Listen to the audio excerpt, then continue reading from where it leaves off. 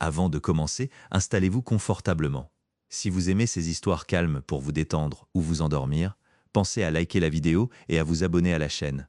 Vous pouvez aussi laisser un petit commentaire, ça aide énormément la chaîne à être recommandée. Et j'adore lire vos retours. Dites-moi d'où vous écoutez et quelle heure il est chez vous. Je vous souhaite une excellente écoute. Tout commence à l'ombre de la colline du Palatin, là où la brume s'accroche encore à la terre, dans la lumière naissante d'un monde qui n'est pas encore un empire. Le Tibre murmure à travers les basses terres, son courant lent serpentant autour des plaines inondables qui porteront un jour le poids des forums de marbre, des colonnes imposantes et du pas lourd des centurions. Mais pour l'instant, dans ce prélude à l'histoire, il n'y a que le frôlement des roseaux sur les rives et la respiration tranquille de la nature sauvage. Avant que Rome ne puisse s'élever, il y eut une légende, racontée et répétée, jusqu'à ce qu'elle s'enracine si profondément dans le sol de l'Italie que même les voix les plus sceptiques ne purent l'en déloger. L'histoire parle de jumeaux, nés d'une prêtresse nommée Rhea Silvia. Elle était une vestale, vouée à la chasteté sur l'ordre de son oncle, le roi Amulius, qui craignait toute menace pour son trône. Mais le destin ne se laisse pas fléchir par décret. Le dieu Mars, drapé d'un silence divin, vint à Rhea et lui donna deux fils, Romulus et Rémus. Le roi, apprenant leur naissance, ordonna qu'ils soient jetés dans le fleuve. L'ordre fut exécuté. Les jumeaux furent placés dans un panier et abandonnés à la mort dans le courant boueux du Tibre. Cependant, le fleuve était gonflé par les pluies de printemps et le courant déposa le panier en toute sécurité dans les eaux peu profondes. Là, près des racines d'un figuier, une louve les trouva. Elle n'était pas la créature d'horreur que les récits ultérieurs décriront, mais une mère sans louveteau. Son pelage était dru, son souffle chaud, et elle emmena les garçons dans sa tanière sous le Palatin. Elle les allaita, et ils survécurent. Le berger Faustulus les trouva plus tard et les accueillit dans son foyer. Les jumeaux grandirent parmi les troupeaux et les champs, ignorant le sang royal qui coulait dans leurs veines. Ils étaient audacieux, têtus et n'avaient pas peur de la lutte. Devenus jeunes hommes, ils apprirent la vérité sur leur lignée et aidèrent leur grand-père à récupérer son trône légitime à Albe-la-Longue. Ils auraient pu y rester, mais quelque chose les ramena vers la nature sauvage près du fleuve. Cette étendue de terre proche des 7 collines les appelait, et ils répondirent par l'ambition. Ils décidèrent de bâtir une nouvelle ville, mais dès le début, Rome fut forgée dans le conflit. Les jumeaux ne parvenaient pas à s'accorder sur l'emplacement de la première pierre, ni sur celui qui dirigerait. Romulus préférait la colline du Palatin, Rémus celle de l'Aventin. Ils consultèrent les augures. Romulus vit plus d'oiseaux, mais Rémus affirma les avoir vus en premier. La dispute se termina par du sang versé dans la poussière. Rémus fut tué, soit par Romulus lui-même, soit par l'un de ses hommes. Les récits divergent, mais le résultat fut le même. Un frère vécut, un frère régna. Le survivant traça une ligne dans la terre, marqua les limites de ses murs et commença à construire. Nul ne pouvait franchir cette frontière sacrée sous peine de mort, déclara-t-il. Le message était clair. La ville serait défendue, dut-on pour cela tuer ses propres parents. La date traditionnelle de cet événement est le 21 avril, 753 ans avant la naissance du Christ. On se souvient de cette année non pour les pierres ou les frontières, mais pour la volonté qui les animait. Romulus donna son nom à la ville et en devint le premier roi. Autour de lui, la nouvelle cité grandit en cercle grossier. Des huttes simples, des palissades en bois et les premiers temples dédiés à des dieux inconnus. Des hommes des tribus voisines furent attirés par l'endroit, et comme peu de femmes les suivaient, Romulus orchestra l'infâme enlèvement des Sabines. Lors d'une fête, les Romains s'emparèrent des filles des Sabins voisins et les forcèrent au mariage. Cet acte fut brutal, mais il unit deux peuples. Les hommes sabins finirent par se réconcilier avec les Romains et la ville s'étendit de nouveau. Dans les décennies qui suivirent, Romulus continua de régner, mais les légendes racontent que sa fin fut aussi mystérieuse que son commencement. Un jour, il disparut dans une tempête, emporté dans le ciel. Ses partisans crurent qu'il était devenu un dieu. Que cela soit vrai ou non, sa ville demeura. Rome était née dans la violence, façonnée par l'ambition et revendiquée par la faveur divine. Ce ne serait pas la dernière fois que le mythe et la réalité se confondraient, ni que les frontières de l'Empire seraient tracées par l'épée. Pour l'instant, ce n'était encore qu'un village au bord d'un fleuve, respirant dans le silence avant que l'histoire ne commence à parler. La ville fondée par Romulus ne resta pas longtemps un rêve solitaire. Rome s'agrandit, non seulement par le nombre de ses citoyens, mais aussi par la complexité de son identité. Elle devint une cité de tribus mêlées et d'alliances fragiles, un lieu où de nouvelles lois tentaient de dompter de vieux instincts. Romulus régna jusqu'à son étrange disparition, et bien qu'il ait été plus tard vénéré sous le nom du dieu Quirinus, son départ laissa un trône vacant. D'autres allaient s'y asseoir. Rome n'était pas encore une république ni un empire. Pendant plus de 200 ans, elle fut gouvernée par des rois. Selon la tradition romaine, 7 rois régnèrent successivement. Le deuxième, Numa Pompilius, était un sabin réputé pour sa sagesse et sa profonde piété. Tandis que Romulus avait érigé des murs et forgé des armes, Numa tourna son attention vers les temples et le temps. Il façonna le premier calendrier, créa des fonctions sacerdotales et apprit au peuple à offrir des sacrifices et à maintenir la paix quand la guerre n'était pas nécessaire. Les rituels qu'il établit étaient, disait-on, transmis par les dieux eux-mêmes. La cité devint plus qu'un poste militaire. Elle devint un lieu de rythme et de tradition, une société apprenant lentement le sens de l'ordre. D'autres rois suivirent, laissant chacun une empreinte durable. Tullus Hostilius, le troisième roi, rejeta la paix et se glorifia dans la conquête. Il détruisit la ville rivale d'Albe la Longue et transféra ses nobles à Rome, agrandissant ainsi le Sénat. Ancus Marcius construisit des ponts sur le Tibre et étendit l'influence romaine vers l'ouest. Rome n'était plus un village, elle devenait une cité de routes et de rituels, de guerriers et d'artisans, une communauté liée par une ambition partagée. La monarchie avait du pouvoir, mais il n'était pas absolu. Le Sénat conseillait le roi, le peuple était divisé en tribus et en curies, et participait à des assemblées, même si sa voix était limitée. Avec le temps, Rome changea plus rapidement. Les 3 derniers rois étaient d'origine étrusque. Vénus du Nord, les Étrusques apportèrent de nouvelles idées en ingénierie, en religion et en symbolisme. Sous le roi Tarquin l'Ancien, le Circus Maximus fut commencé. Sous Servius Tullius, la ville fut divisée en districts, des registres de recensement furent tenus et l'armée fut réorganisée en centuries. Servius, né d'une esclave, s'était élevé par le mérite. Son long règne fut rempli de réformes, mais il se termina dans le sang. Il fut assassiné par son gendre, l'homme qui allait devenir le dernier roi de Rome. Lucius Tarquin le Superbe prit le trône par la force et non par consentement. Il régna avec cruauté et suspicion, abolissant de nombreux droits et gouvernant sans l'accord du Sénat. Ses projets étaient ambitieux, comme la construction du temple de Jupiter capitolin, mais ses méthodes étaient impitoyables. Sa chute ne vint pas d'une bataille ou d'une invasion, mais de l'intérieur de sa propre maison. Selon la tradition, son fils Sextus Tarquin commit un acte brutal contre une noble nommée Lucrèce. Le suicide public de cette dernière, en réponse à cet outrage, provoqua la colère des grandes familles romaines. Lucius Junius Brutus mena une révolte, le peuple se souleva et le roi fut expulsé. La monarchie fut déclarée abolie à jamais. À sa place, les Romains établirent une nouvelle forme de gouvernement qui rejetait la royauté et confiait le pouvoir à des magistrats élus par les citoyens. La République était née, bien que ses premières années fussent fragiles. Le souvenir des rois subsista, mêlant respect pour l'ordre et méfiance profonde envers la tyrannie. Pendant des siècles, aucun Romain n'osa revendiquer le titre de roi sans s'exposer à la haine et à la rébellion. Ils se souvenaient trop bien de la fin de Tarquin. L'âge des rois les avait façonnés, mais il leur avait aussi appris les dangers d'un pouvoir trop concentré. La couronne fut brisée et le glaive passa au peuple. Du moins, c'est ce qu'ils croyaient. Et l'histoire de Rome ne faisait que commencer, mais son rythme était déjà fixé. Une gloire née de la violence, une grandeur façonnée par la lutte, et le désir de bâtir quelque chose qui survive à ses fondateurs. La République, la res publica, la chose publique, fut conçue pour remplacer les rois par des hommes détenant le pouvoir temporairement. Là où il n'y avait qu'une couronne, il y avait désormais 2 consuls élus annuellement, chacun surveillant l'autre. Le Sénat restait un organe consultatif composé des anciens, et des assemblées furent créées pour donner une voix aux citoyens, bien que toutes les voix n'eussent pas le même poids. L'ennemi le plus redoutable de la République n'était pas alors Carthage ou la Gaule, mais la tension entre les patriciens et les plébéiens. Les patriciens étaient les vieilles familles nobles, propriétaires terriens, qui estimaient que gouverner était leur droit de naissance.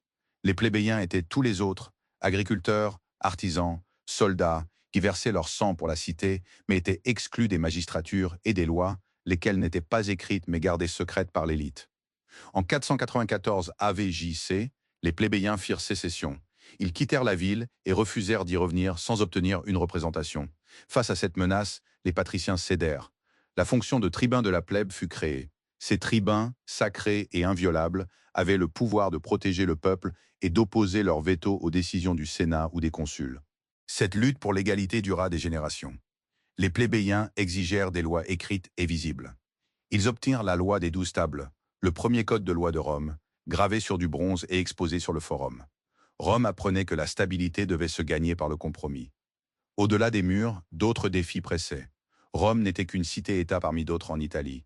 Elle combattit les Latins, les Sabins et les Volsques. En 390 AV, J.C., un désastre frappa. Une armée gauloise venue du nord mit la ville à sac. Rome fut incendiée, ses rues s'emplirent de sang et les survivants durent payer une rançon en or. Ce fut une blessure qui ne guérit jamais vraiment, une humiliation qui endurcit la résolution romaine. Après cet incendie, Rome se reconstruisit, fortifia ses murs et réforma son armée. Elle ne conquit pas l'Italie d'un seul coup, mais par une série de conflits épuisants. Elle démantela la Ligue latine et instaura un nouveau modèle. Chaque cité vaincue était liée à Rome par des traités individuels, offrant des soldats en échange d'une certaine autonomie. À l'est, les farouches samnites contrôlèrent les montagnes. Rome les affronta lors de guerres longues et épuisantes. Malgré des défaites humiliantes, comme celle des Fourches Caudines, où les soldats romains durent passer sous le joug, Rome ne renonça jamais. Elle construisit des routes et adapta ses légions jusqu'à ce que les Samnites fussent soumis. Rome se tourna ensuite vers le sud, vers les colonies grecques de la Grande Grèce. Menacée, la cité de Tarente appela à l'aide le roi Pyrrhus d'Épire. Ce dernier arriva avec des éléphants et des phalanges disciplinées. Il remporta des victoires, mais au prix de telles pertes qu'il déclara qu'un autre succès de ce genre le ruinerait. C'est l'origine de l'expression « victoire à la Pyrrhus ». Finalement, Pyrrhus se retira et Rome resta maîtresse de la péninsule. Au milieu du IIIe siècle, avec J.C., aucune puissance en Italie ne pouvait plus défier Rome.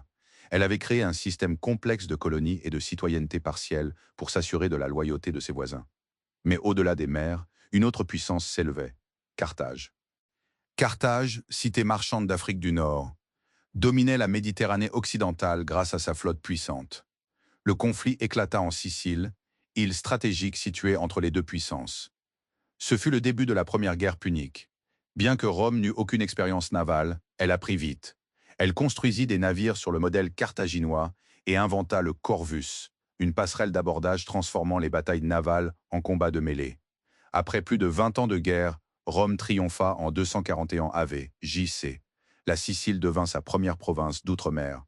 La paix fut de courte durée. Carthage chercha à reconstruire sa puissance en Espagne. C'est de là que surgit Hannibal Barca, qui avait juré haine éternelle à Rome. En 218 AV, J.C., il réalisa l'impossible. Il traversa les Alpes avec son armée et ses éléphants pour porter la guerre au cœur de l'Italie. Hannibal enchaîna les victoires brillantes à la Trébie, au lac Trasimène et surtout à Cannes, où il anéantit les légions romaines. Rome trembla, mais ne se rendit pas. Sous la direction de Fabius Maximus, elle évita les batailles rangées pour harceler les lignes de ravitaillement d'Hannibal. Pendant ce temps, un jeune général, Scipion l'Africain, porta la guerre en Afrique. En 2002 AV JC, à la bataille de Zama, Scipion vainquit Hannibal. Carthage fut démembrée, perdit sa flotte et son indépendance diplomatique. Rome sortit de cette épreuve transformée. Sa résilience était devenue légendaire. Elle se tourna ensuite vers l'Est, vers les royaumes hellénistiques nés de l'empire d'Alexandre le Grand. Lors des guerres de Macédoine, elle s'ingéra de plus en plus dans les affaires grecques. En 146 AV J.C., elle frappa un grand coup. Elle détruisit totalement Carthage lors de la Troisième Guerre punique. Selon la légende, le sol fut salé pour que rien n'y repousse et mit à sac la cité grecque de Corinthe. La Méditerranée était devenue un lac romain. Cependant, cette expansion rapide créa des déséquilibres internes. Les richesses de la conquête et l'afflux massif d'esclaves ruinèrent les petits agriculteurs romains qui ne pouvaient lutter contre les grands domaines, latifundia, des aristocrates. Ces vétérans sans terre affluèrent à Rome, formant une masse de citoyens mécontents. Les frères Tiberius et Caius Gracchus tentèrent des réformes agraires pour redistribuer les terres, mais ils furent assassinés par leurs opposants sénatoriaux. C'était le début d'une ère où la violence politique devenait la norme. De nouveaux généraux émergèrent, s'appuyant sur la loyauté de leurs troupes plutôt que sur l'État. Caius Marius réforma l'armée en recrutant des citoyens pauvres sans terre, qui devinrent dévoués à leur général. Puis vint Sylla, qui marcha sur Rome avec son armée, instaurant une dictature sanglante pour restaurer l'autorité du Sénat. La République était en train de s'effondrer sous le poids des ambitions personnelles. C'est dans ce chaos que surgit Jules César. Brillant, ambitieux et charismatique, il s'allia à Pompée et Crassus pour former le premier triumvirat. Après avoir conquis la Gaule au cours d'une campagne de 10 ans qui accrut sa gloire et sa fortune, il se retrouva en conflit avec le Sénat et Pompée. En 49 AV JC, il franchit le Rubicon, déclarant le sort en est jeté, alea jecta et déclencha une guerre civile. Il vainquit Pompée à Pharsale et devint maître de Rome. Nommé dictateur à vie, il entama de vastes réformes, mais sa concentration de pouvoir inquiéta les partisans de la République. Le 15 mars 44, AV JC, les Ides de mars, il fut assassiné en plein Sénat par un groupe de conspirateurs menés par Brutus et Cassius. Sa mort ne sauva pas la République, elle précipita sa fin. Son héritier, le jeune Octave, s'allia d'abord à Marc-Antoine pour venger César, avant de se retourner contre lui.